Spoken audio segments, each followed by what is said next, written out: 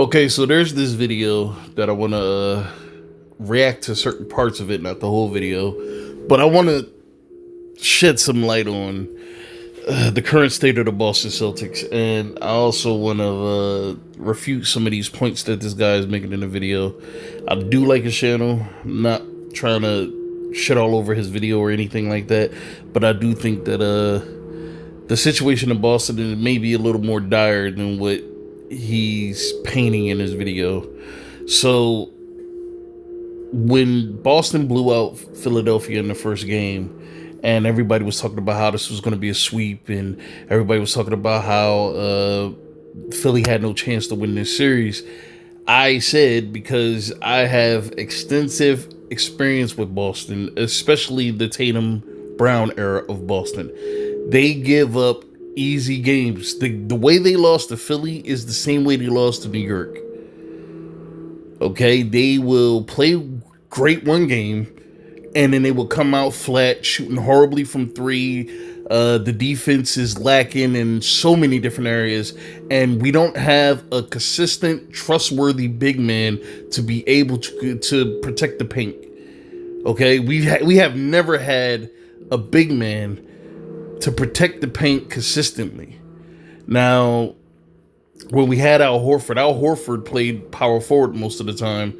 He played some center, but he was mostly defending at the perimeter. He wasn't in the paint defending the paint most of the time. Kristaps Porzingis was injured a lot, so we didn't really see much of him during long stretches. Robert Williams was good, but I don't think Robert Williams was on that level of anywhere near Joel Embiid or Karl Anthony Towns, or to be able to play on their level defensively or offensively. So we've never, and also when we had Robert Williams, we also struggled with rebounding. We've had a rebounding issue for years. For a long time, we had a rebounding issue. This is why back in the early 2020s and like late 2010s, we would lose to teams like Detroit before they got Cade Cunningham. We would lose to teams like Detroit, or we would lose to teams like New Orleans. We would lose to teams with solid big men. Like, we would struggle against those teams mightily. We would struggle against those teams. Any team that had even a somewhat of a competent big man, we would struggle with because we had nothing to throw at them.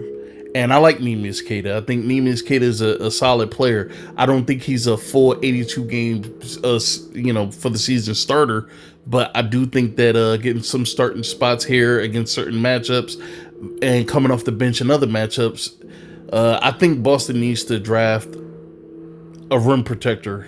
They need to draft a rim protector, trade for a rim protector, or sign a rim protector. We need a rim protector. I think Tatum should move back to the three. This is how I think the lineup should go. With the current team, this is what they should have ran with. I think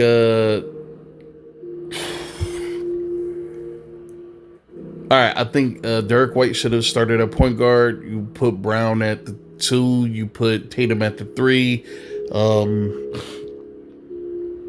I wouldn't have been mad with Jordan Walsh at the 4. I think Jordan Walsh, he may not be a high-level top-tier contributor, but I think his defensive effort and his drive, his engine, I think would have made him a solid piece at the 4. And then we have no other options at the 5. I mean, you could have put Vucevic out there, but the only thing Vucevic gives you that you can't get from Neemias Queta is consistent offense. I think that he's a much more of a liability, especially at this age. He's much more of a liability now, defensively now, than maybe earlier in his career. But I still would think that, during his career, he was a defensive liability to some extent. It's just, I don't like the way Boston plays. It's too flawed. And it's bound to cause you problems, especially deep in the playoffs where your legs are tired, your arms are tired, your body's aching. You're not going to hit those shots like you did earlier in the season or during the regular season. You're not going to hit those shots. And then you're going up against some of the best teams in the NBA of that season.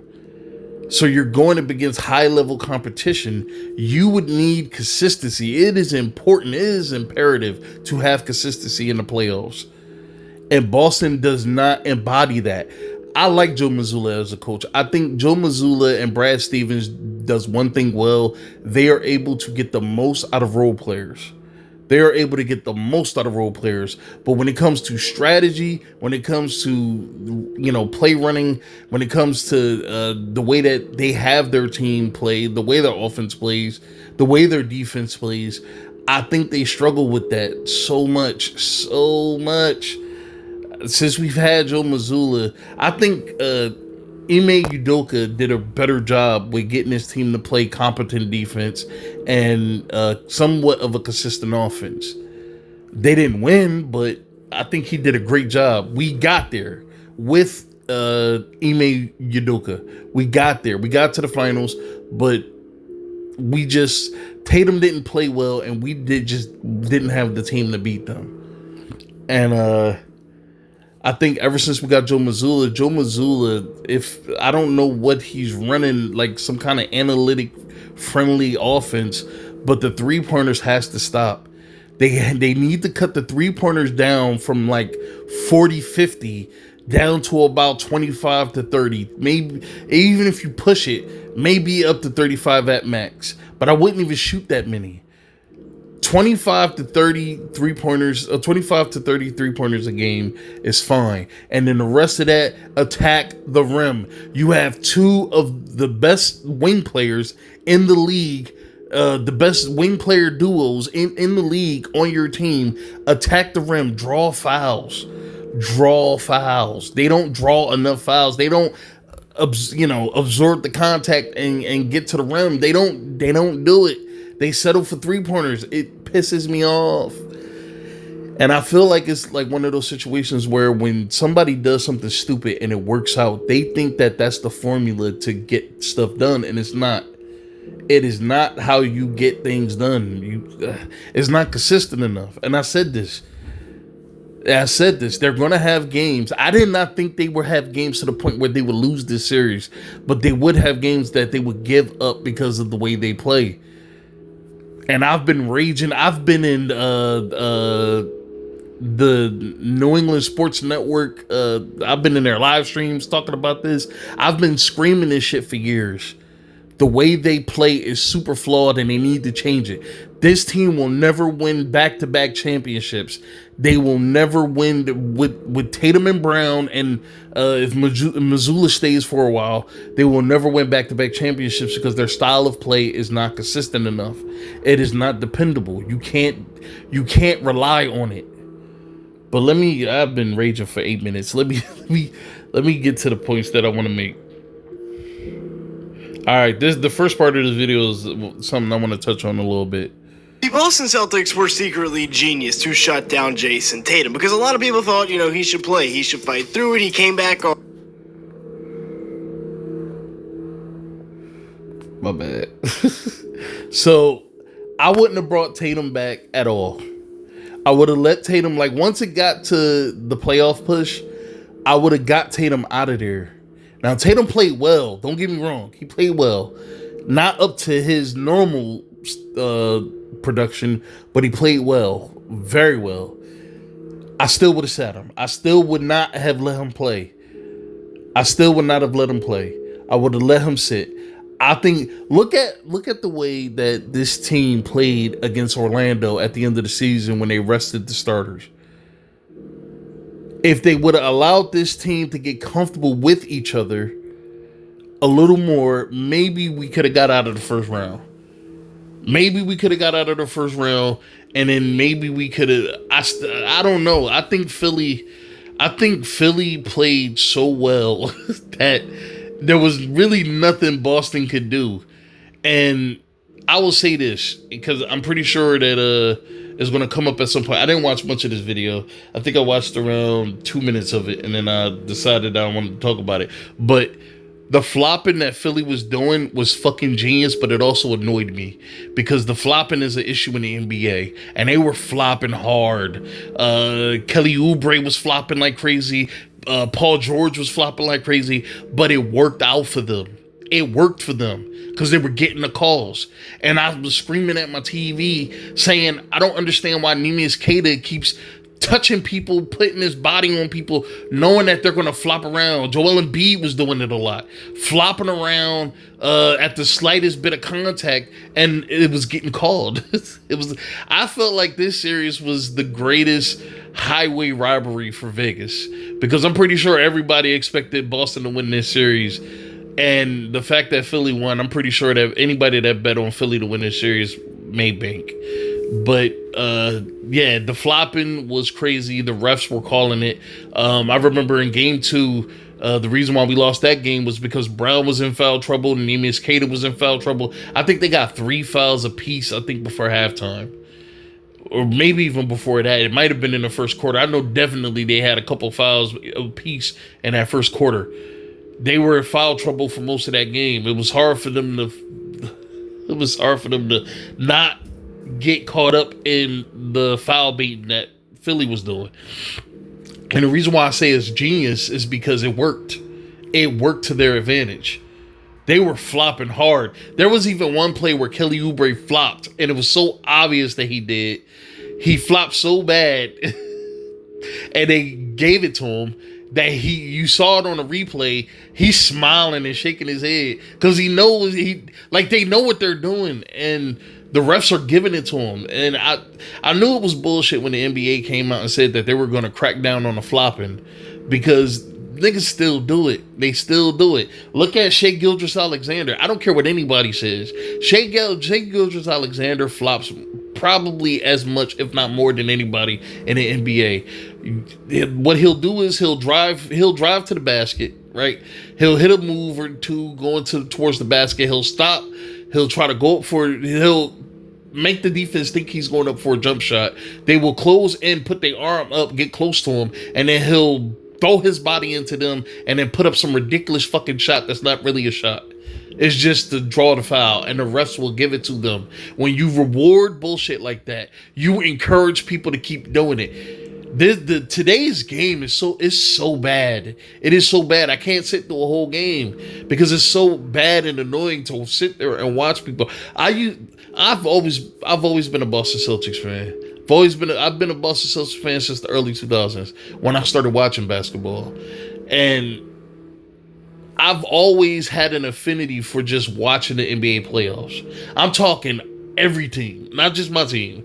My team normally got beat in the first round by Indiana. That was normally our thing. It's getting beat in the first round by Indiana. But I would watch every other team, man. You had Houston, you had the Lakers, you had San Antonio, you had Detroit at the time. I mean, you had Cleveland, even though I'm a huge LeBron hater. But you had Cleveland, Orlando. It was fun. It was fucking fun. The stars were fun to watch. Everybody on the floor, nobody was shooting a ridiculous amount of threes. It was fun to sit there. I love defense. I love watching great teams play defense. I love it. It's something that I love watching. I still think that the New England Patriots, Los Angeles Rams, St. Louis Rams, whatever they were at the time, Los Angeles Rams, the Rams Patriots Super Bowl that ended 13-3. I still think that's one of the greatest fucking games I've ever watched because it was a defensive chess match between Belichick and the other coach, I think Spagnuolo. It was fucking fantastic. It was a great game. But people called that the worst game they've ever seen because it wasn't a ridiculous amount of offense.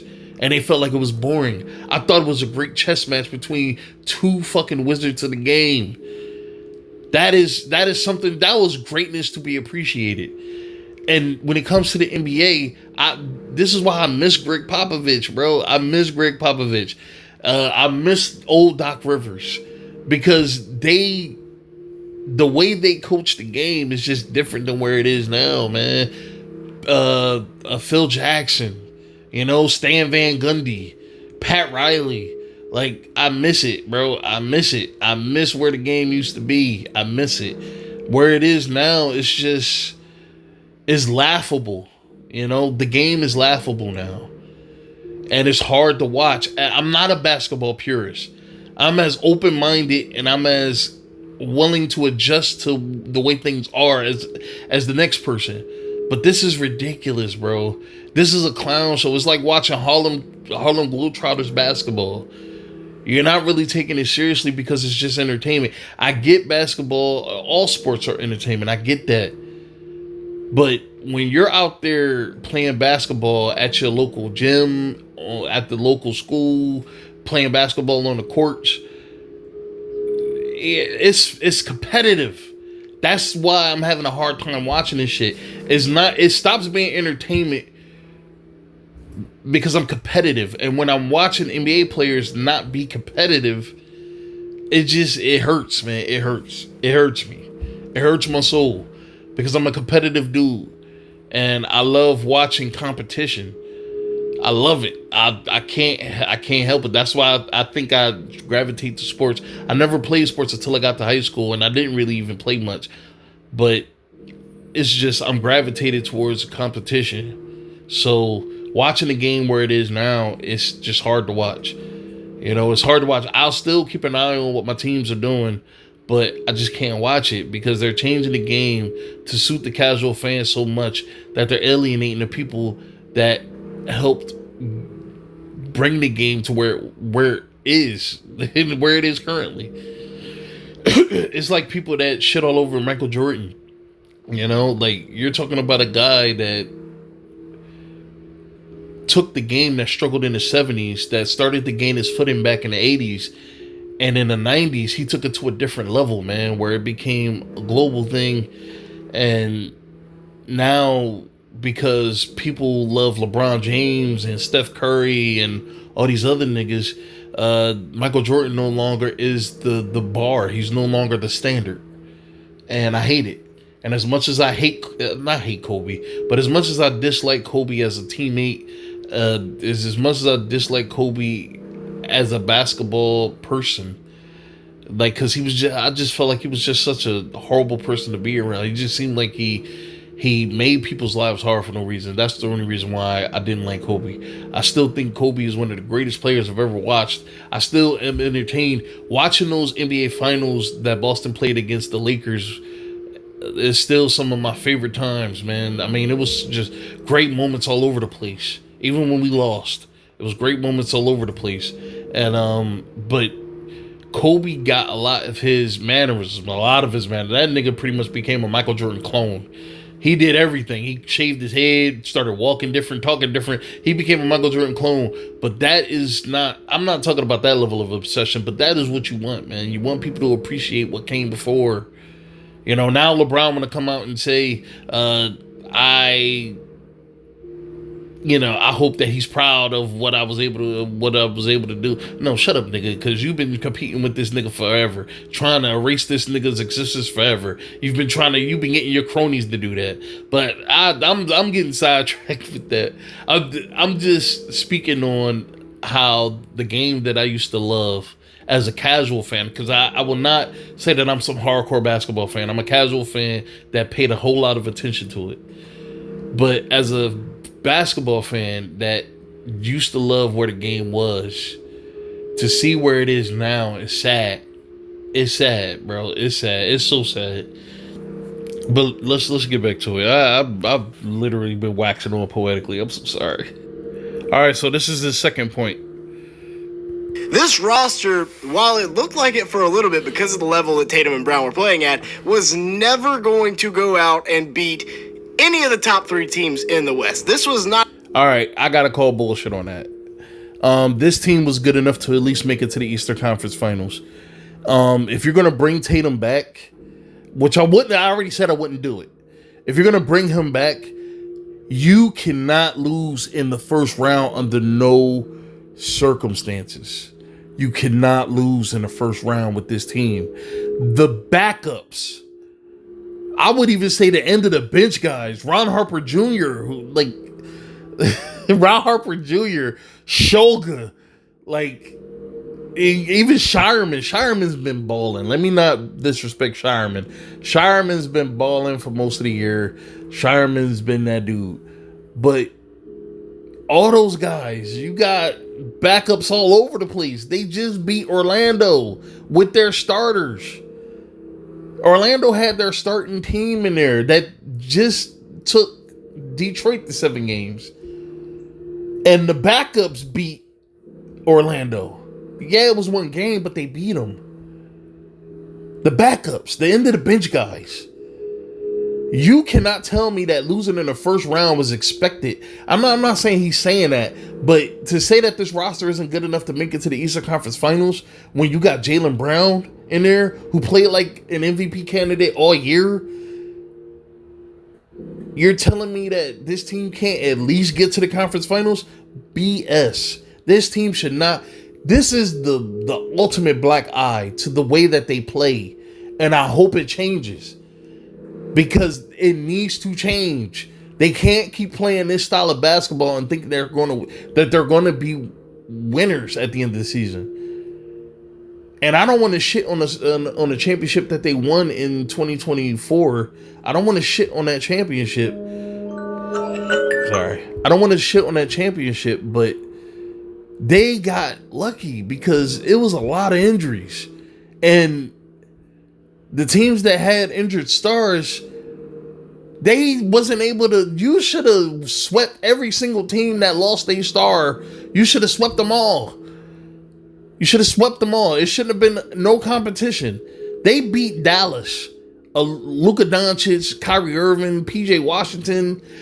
You beat Dallas in 5 games. And I still feel like they could have swept them, but they lost game 4 so they could win at home. Because the way they lost game 4, it didn't even look like they were trying. It did not look like they were out there actually trying. And then when you go home during game 5, you completely blow the fucking doors off them. So you telling me that you beat that team that dominantly in a very dominant gentleman sweep? You telling me that you can't beat the rest of these teams that don't have these stars for nothing? Like, they should have had a run like the Lakers did, where the Lakers went, 16-1 or 15-1, something like that, 16-1. You telling me you can't have a run like that? BS. This team should have at least made it. I wouldn't even accept it losing in the second round. I wouldn't have accepted that. But losing in the first round is completely uncalled for. It's uncalled for, and the Boston Celtics fan base should be pissed. This should not be, and I don't like Jaylen Brown coming out and saying that this was his. If this is his favorite season, I don't care about that. But trying to call this season not a failure is bullshit. You should have at least made it to the conference finals. There's no way, bro. There's no way. That made me mad because there's no way you should have lost to Philly. Philly is not on your level. Now you make it seem like you're not as good as people expect you to be. And now going into next season, there's going to be so much doubt. To be honest, man, I'm not saying Tatum or Brown should be traded, but they got to do something. They got to change something massively. And I think letting Joe Mazzulla go is probably they need to bring somebody in that's going to coach this team the way that they should be coached. Give up on all the threes. Average around 25 to 30. I think that's a good number because if you let's say if you shoot 50%, saying that's impossible, but let's say if you shoot 50%, like you could beat most teams in the league with that. And most teams in the league aren't shooting over 33s a game. I'd be surprised if more than half the league is shooting over 33s a game. Boston dwarfs everybody in three-point attempts. Boston dwarfs them in three-point attempts. So they need to stop shooting them so much. Like, they shoot them so much and so freely. I'm watching Orlando. I'm watching Boston play Orlando, and Shireman is literally just throwing the bitch up there. He's making them, but he's just throwing them up there.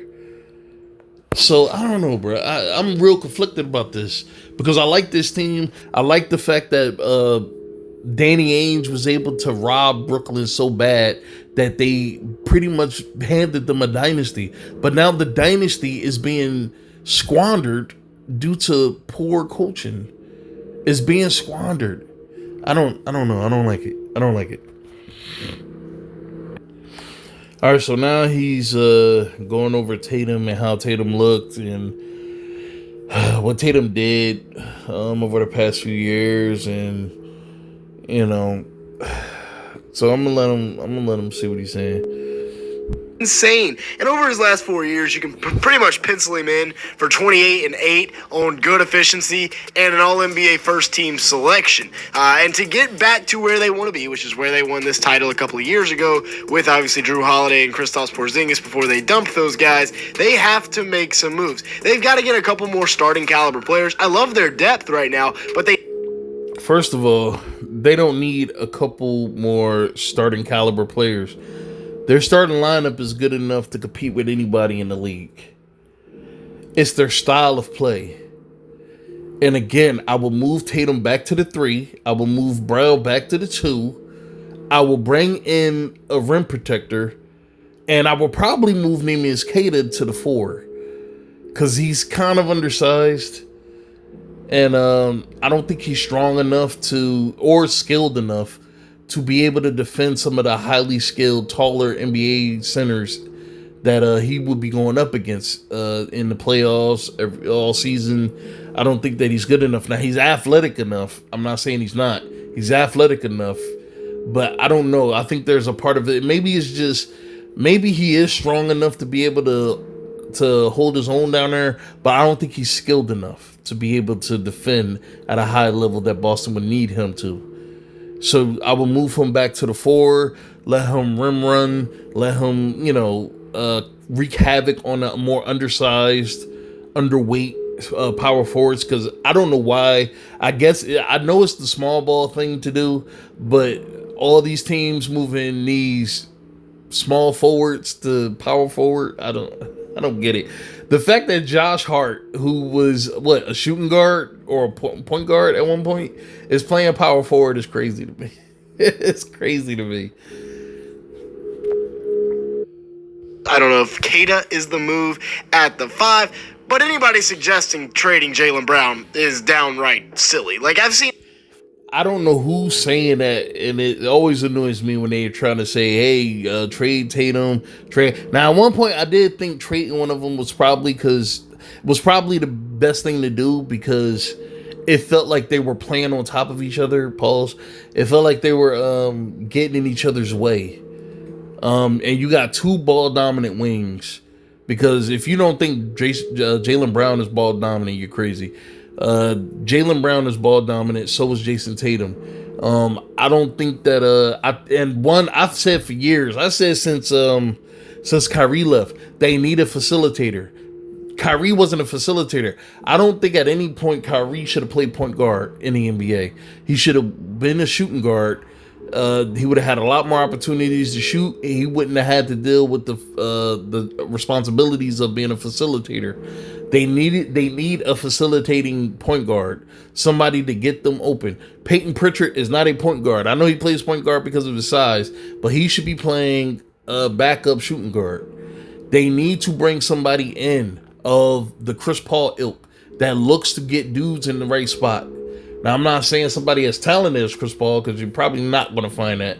But what I'm saying is bring somebody in that's looked to pass first, get people in the spots that can play good defense and contribute some offense when needed. But it's not necessary. You just need them to defend the other team's point guard, and you need them to facilitate the offense, get everybody in the spots so they can get easier shots. Traditional way of playing basketball. The way that they're playing basketball now, it's like Mad Max, bro. It's this Mad Max style of basketball is fucking crazy. So I don't think that the way that they got the team constructed, the way that they're doing things, I don't think that that's the way I would do it. I think that if you was to make changes to the team, which I don't think you really need to do that. I think you need to let Jordan Walsh come into his own. You got Hugo Gonzalez, let him come into his own. Baylor Sharman already showed you that he could be a high-level role player. Let him come into his own. Let these dudes develop. You have Peyton Pritchard, who could have already signed a contract on another team somewhere, but he's staying to play backup point guard on a team that should be competing for titles every year, not losing in the first round to the Sixers. So I don't know, man. Let's see if this video has anything else worth talking about. Yeah, I'm gonna let him finish this little point right here because I want to touch on this. Is downright silly. Like, I've seen all kinds of trade scenarios thrown out with JB on Twitter because Celtics Twitter is rioting right now. But now, the reason why Celtics Twitter is rioting is because they should not have lost this game. Now, granted, I don't think that Tatum and Brown are the problem. I think that the coaching is the problem. I think Joe Mazzulla and the style of play that he has them playing is not working. It's not going to work. It should not be a thing. It should not be a thing. It's what they're being coached to do. That's the problem. you've got the best 1-2 punch on the wing in the league at the peak of their powers. They lost to the Sixers because they did not have an answer for Joel Embiid, okay? No, the reason why they lost to the Sixers is because of the style of play. They're shooting too many threes. They're missing a lot of them. They're like, in that last game, I watched that last game, and I stopped watching it at a certain point because I was like, yeah, they're going to lose this game. But when you watch them play offense, they look confused out there. Like they're looking for the three, but Philly is playing such great perimeter defense on them. They had no other options because they haven't been coached to attack the rim and draw fouls. Look to attack the rim. They're not looking to do that. Like, so many times I've seen Jaylen Brown have the ball in his hand, drive towards the rim, stop, turn, look for somebody to pass the ball to, and then end up turning it over. Like, so many times, and it's not just him, it's all of them. Peyton Pritchard. The amount of times I've seen Peyton Pritchard trying to get an open three, but then he'll, because the defense was on him like fucking glue, he will stop, he will look to pass the ball away, and then the ball will get knocked out, he'll throw a bad pass, something like the amount of turnovers in that game due to them being confused on offense and not knowing what to do once the three-point shot is taken away from them is fucking crazy. The problem is the style of play. It's not Joel Embiid. Now, Joel Embiid played fucking great. Once that first game was done and he realized that Neemias Queta was an easy bucket, that nigga got them buckets. And that's how he should have approached it. But that's not why you lost. You still had chances to win. At one point in Game 7, Boston had it to one point like 3 or 4 times in that third or fourth quarter. Had it down to 1 point where they could have took the lead and ran away with it. But what did they do? They kept resorting to the 3-point. They kept trying to get 3-pointers. They kept looking for it. They kept searching for it because that is their great equalizer. The 3-point shot to them is the equalizer. That is what drives them to win. And so that is what they're going to search for. That is a very flawed way of playing because when you don't have it and you don't have a backup plan for getting your offense, you end up losing series like this, or you shouldn't lose at all. And I don't think that Brown and Tatum are the problem. It's Mazzulla. It's the front office that's encouraging this shit. They're the problem. All right, so I was going to move on, but this dude is making so many points that I just need to talk about. They lost to the Sixers because they did not have an answer for Joel Embiid, okay? They did not lose to the Sixers because of either one of the Jays. The Jays were on top of their game, and this was maybe the best playoff series of JB's career, averaging 25.7 points a game, 5.7. My bad, I hit the wrong button. First of all, this was not the best playoff series that Jaylen Brown has ever played. Come on. Come on, bro. And I'm not saying that they're the problem that so much that you need to trade them, but they are part of the problem. Because if Jaylen Brown and Jason Tatum talk about this and the way that they play and what's working and what's not working, and then they go to Missoula, they go to the front office, they tell them, listen, we need to change this shit. Shit will change. So they are part of the problem. Because they like this. They like this style of play. Hoisting up the fucking terrible shots and all this other stuff. They like it. They like it. They like playing this way. Like, you ask Peyton Pritchard, even if he went to another team, is there any other way he would rather play basketball? Fuck no, because you get to hoist up three-pointers like they're running out of fucking style. Like the world is ending and the only way to save yourself is by hitting fucking 43s. That they love playing that. Like the house is on fire style of offense. They like it. Now they don't like it when it doesn't work. When it doesn't work and they're forced to do something else. They don't like it. Now, I'm not saying that they don't attack the rim at all. They do. All right. They have times where they will look to get inside and they will look to finish at the rim. My issue with Boston has always been when you get a lead, the best way to maintain your lead is by getting inside, working inside out. If you attack the rim, you get to the basket, you make the defense collapse in on you, it opens up shots at the perimeter. I'm not even a basketball savant. And I understand that concept that when you work inside out, the more you dominate inside or the more you cause issues on the inside for the defense, the more it opens up three-point shooting. Not look for the three-point shot and then finish inside when, everything else falls apart and you have no other choice but to go inside. That's not how you do that, bro. They have the team to be an inside-out team. 6% from the field and 41% from 3 on 6 attempts, and almost willed them down the stretch back into Game 7. Let me say this, man, and I'm a huge proponent of this, and I will say that when it comes to sports, this is my saying. Stats don't mean shit when you lose. You can have the greatest numbers in the world, but if you're really about winning titles, when you're really about winning championships, stats don't mean nothing. They don't mean nothing, not a damn thing. When you are looking to win championships, stats don't win you championships. They don't win you championships. So focusing on shooting percentage and all this other shit, no one cares about that. Fuck that 41% when you lose in Game 7 to a team you should have beat.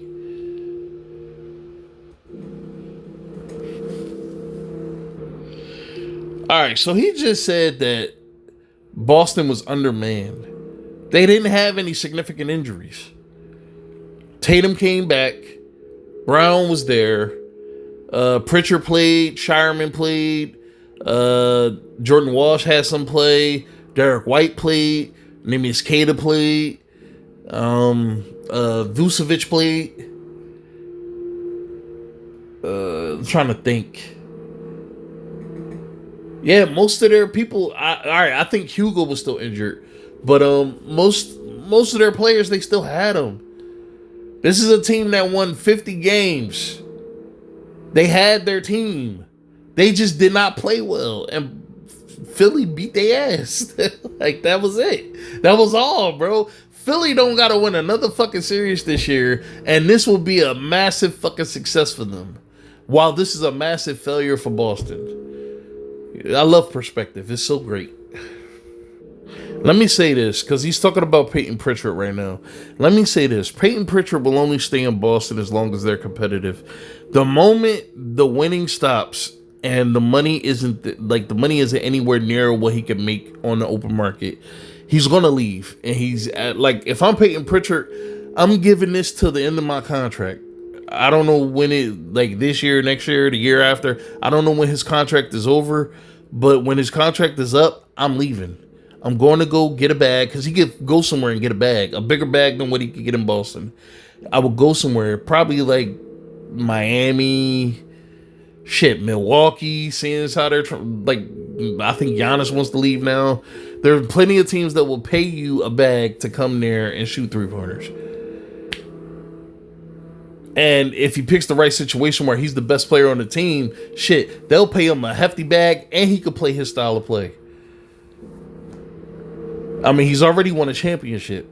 So it's not like, I'm not saying he's not hurting for titles, but it's not like he hasn't won anything. So, yeah, like I could see Peyton Pritchard leaving after his contract is up to go find his place where he can make money and he could be a central point of the team. Because if you don't think for 1 second that Peyton Pritchard isn't on that bitch every single game, thinking that he could be anywhere else starting and have a bigger impact on the team, you're crazy. Shit, he could go to fucking Phoenix with Devin Booker, man, and have some kind of fucking Dollar General Splash Brothers shit going on there. So I don't know, man. I don't know, bro. All right, so now he's shitting on Derek White. So Derek White didn't have a great series shooting wise, but Derek White he's not relied on. Like he's shooting a lot, but he's not relied on to be your offense. And if you're relying on Derek White to be your number 3 offensively, yeah, that's not a good thing, man. Because Derek White is coming from the San Antonio Spurs, where he was the 3rd man at point guard. He was the 3rd dude at point guard. So he was getting like scrap minutes versus coming here playing a lot more. And I would say that his game has rounded out better here a lot more than it did in San Antonio, because he's getting more time to play. But he should not be relied on to be your 3rd best scorer. Derek White, you should only want him to average between 10 to 15 points. You know, hit a couple of threes here and there. You don't really need him to do any of that. But what you want Derek White to do is to make good decisions with the basketball and play defense. Those are the things that he that he does well. That is his style of play. All right, he is a great. He's not like a facilitator or nothing, but he has great ball movement when he's on the floor. He knows where, when to swing the pass, find an open man. Like, he knows how to do that, but he's also a really great defender. High energy guy. Kind of like a Jordan, like a more well-developed Jordan Walsh type, I guess. But you're not dependent on him. You should not depend on him to be your 3rd scorer. Now apparently he's making $100 mil in his contract, and that is a lot of money for his style of play, but he's worth it because he gives you both offense and defense. Now, he's not going to have series like this all the time where he doesn't shoot well. He's going to have series where he's like, let's go back to when they lost to Miami in that 7-game series, and Derek White was like fucking phenomenal in that series. Derek White was phenomenal in that series. Derek White is phenomenal most of the time. Yeah, he didn't play well in this series. That's because Philly was on their ass, man. Philly played with a level of urgency and seriousness that Boston was not expecting or ready for. And it caused them issues. I said this already. Philly came out to fucking play. They wanted to win this series. And it seemed like they wanted it way more than Boston wanted it. All right, so this dude really ain't talking about much though. And so I'm because this video been going on for a while. So I'm gonna touch on this. So I saw this comment right here. Kata, he was the only guy with a positive plus minus for the Celtics at 9. Embiid did not take too much advantage of him. Having said this, in my opinion, it was because Garza tired Embiid out, as well as the rest of the Celtics driving towards him the whole game. Edgecombe and Embiid did great at first, and then they cooled off. Maxey kept them in the game and wanted for them in spite of our horrible shooting, but high hustle play night. However, Kata has got to be a little more disciplined on the fouling. I don't call them silly, but unnecessary, detrimental to the team at some of those moments. I do agree. I was yelling at my TV, wondering why this dude was even putting himself in a situation to get those foul calls. But I will say this. Philly did a great job with getting calls. They did a great job with the foul baiting, with the flopping. It worked for them. All right. And Keita may have had a positive plus minus. He may have had the best plus minus on the team. But no one can shit on the impact after that first game that Embiid had against, I think he played game 3. Yeah. That first game, yeah, he didn't play that well. He looked like he was just getting his legs under him. But after that, Embiid was pivotal. Tyrese Maxey played great. Tyrese Maxey played great the whole series. Tyrese Maxey is the star of this team. Okay? And I'm going to say this, man, because I've been saying this shit. People keep calling me crazy. When Embiid won the MVP, if I was Boston's front office and I was forward thinking, I would have traded him. You're talking about a guy that's been injured for most of his career up until that point, and he just won the MVP. I would have traded his ass so quick. Took highway robbery picks. If Rudy Gobert went for 5 first-round picks, imagine what you could have got for Joel Embiid. Like, Philly really fucked themselves over with that. Now, they beat Boston. That's not to take away anything that they did against Boston. But you got to try to set up for the future. Tyrese Maxey is your future.